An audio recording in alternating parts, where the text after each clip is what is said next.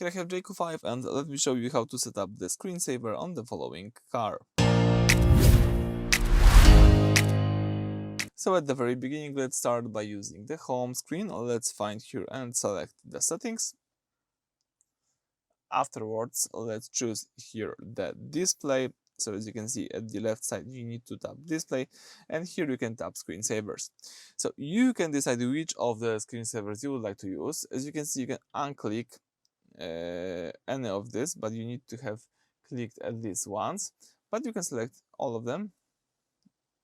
Now the car will use different screensavers, or you can choose just one if you would like to. There is how it should look. You can tap remove, for example.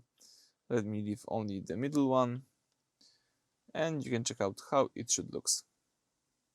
Alright, so that's it. Thank you for watching. Please subscribe to our channel and leave thumbs up.